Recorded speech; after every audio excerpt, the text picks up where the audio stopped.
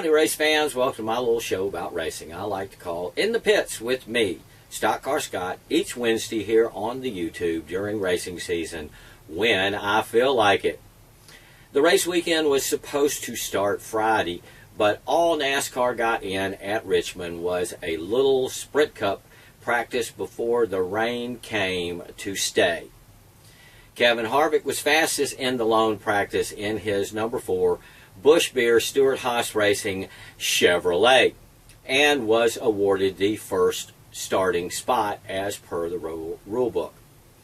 Happy's boss, Smoke, was at Richmond to race for the first time in 2016 since his off-season back injury that he suffered there.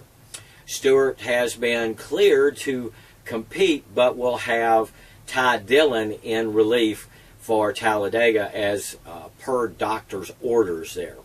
Well, good.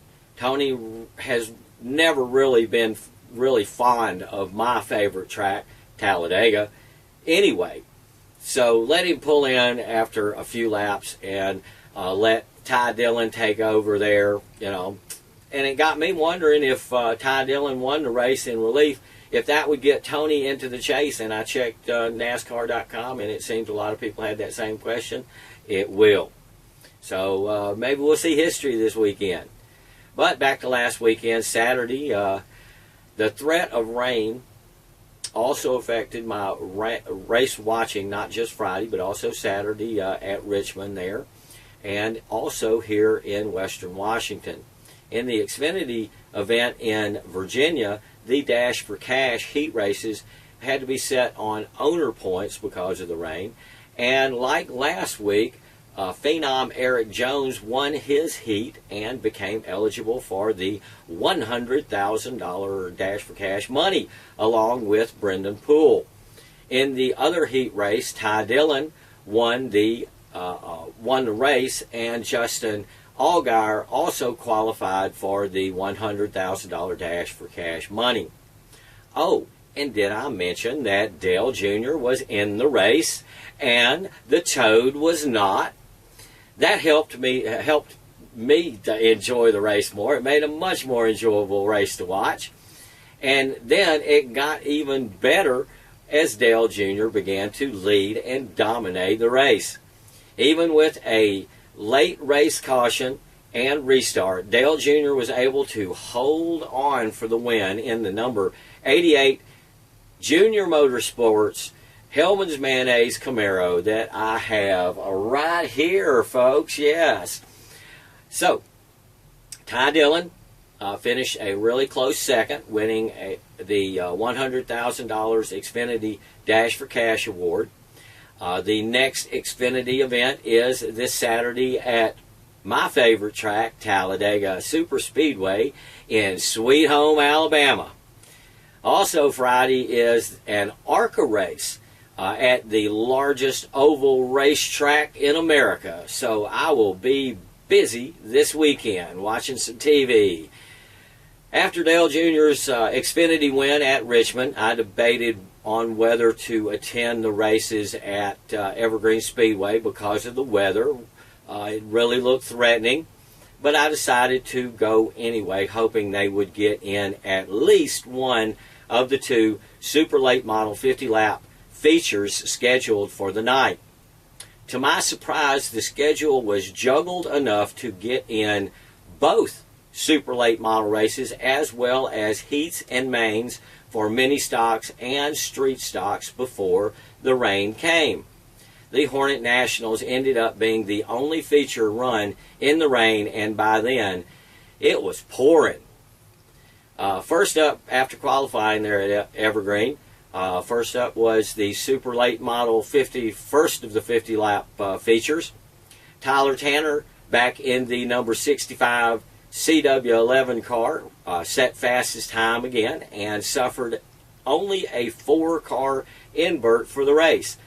Tyler battled hard throughout the 50 laps, but was never able to get up to the front there.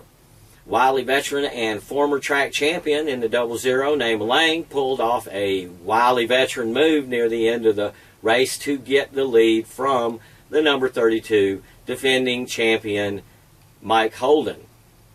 And he was able to win the first main.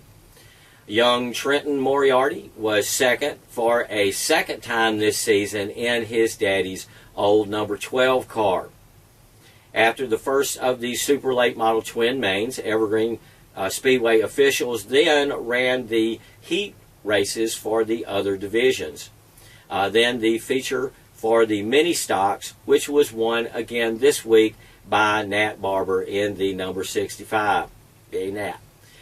Okay, then the super late models lined up once more for their second 50-lap feature. Now, Daniel Moore had to use a different number 16 as his primary ride had been badly damaged in the first 50 laps. Donnie Wannett won in his repaired number 89 over the first feature winner, Nabal Lang, in his 00, while the winner from the first super late model race of the season, Jeff Knight, was third in his number 70 car. The last race I watched was an exciting Les Schwab street stock 30-lap feature won by number 12, Chad Fitzpatrick, over Darrell Lutowski in his number 53. Next were the Hornet Nationals and the rain, so I headed home. I saw many Hardy race fans out this weekend, but, you know, I want to give a special shout out to Jerome Iverson. Thank you for hanging out with me during the race there. I hope everything went well for you this week. And, you know, I really hope you're feeling better real soon, and we all get to see you at the track again real soon. Sunday, I was up early to see the first daytime Cup race scheduled there in almost 20 years at Richmond, and it did not disappoint. But again, from the looks of the grandstands, folks didn't seem to have set their alarm clocks for a day race.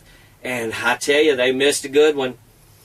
It started as the Xfinity race had the day before with a long green flag run with cars sliding and racing around the three-quarter mile action track. And I have to say that racing at Richmond was better during the day. But the September race should stay a night race. One day race, one night race. That would be good. Local tracks could take a lesson and have a few more day races, especially early in the spring when evenings are still downright cold. I mean, I like being able to wear my Dale Jr. jacket but, you know, it gets way colder than that for this Southerner's thin blood. I see some folks out in shorts, and I shiver. Oh, give me some hot chocolate. Oh, where was I? Oh, let me get a drink of Mountain Dew.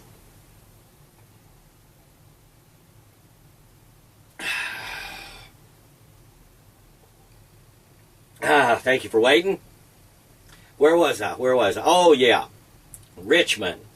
My favorite, Dale Earnhardt Jr., started mid-pack on Sunday and worked his way up to the top 5, but ended up falling back to about 13th on his last short run there.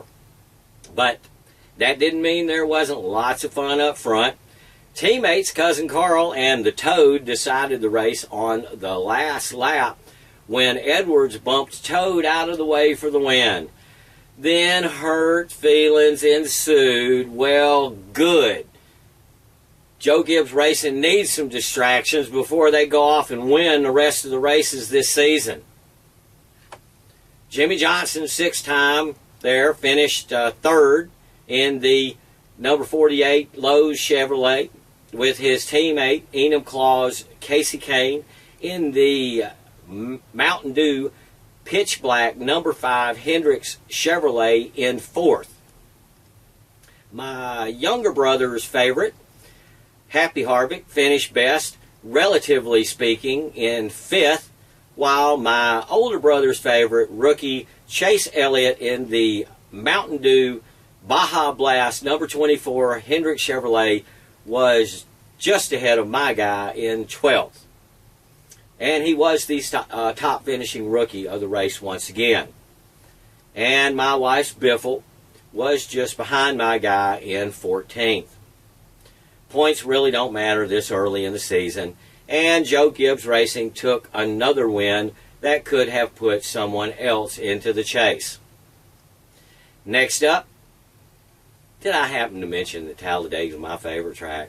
Well, next up is my favorite track, Talladega, where no active driver has more wins than my favorite driver, Dale Earnhardt Jr. And I know, just like this diecast right here from last year, I know a win will put him into the chase just like it did last year. So y'all know where my focus will be all weekend this weekend. But there are other races this weekend. Like I said, ARCA has a race Friday afternoon there at Talladega, along with the NASCAR Xfinity and Cup races for the weekend. And F1 has the Russian Grand Prix at Sochi, and it runs very early on Sunday morning here, so I don't know if I'll get up. I may just have to record it. Also, South Sound Speedway has a 100-lap super late model feature locally, and that should bring more than just their regular dozen or so drivers. In fact, Molly Helmet has said she will be racing there in her number 90 this Saturday. Pro 4 late models, hobby stocks, vintage modifies, and bumblebees will also race there at South Sound this weekend. Evergreen will be hosting 3 different divisions of figure 8 racing, as well as Hornets again and the Pro 4 trucks. I really like those Pro 4 trucks. I've seen some really good racing out of those little trucks.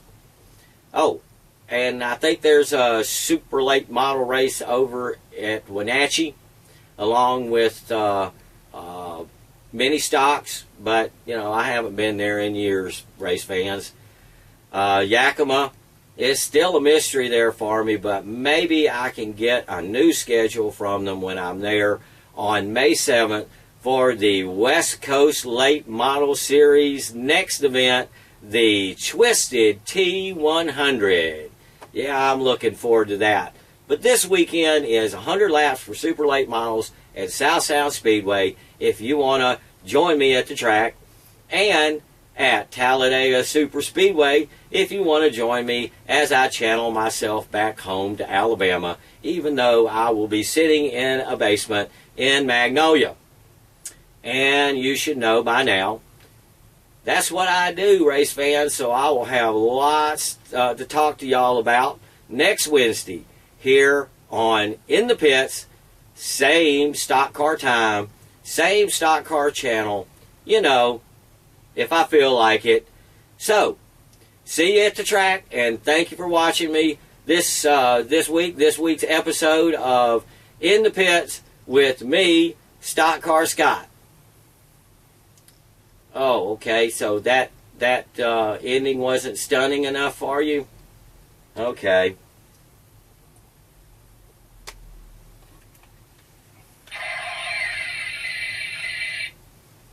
How's that for stunning?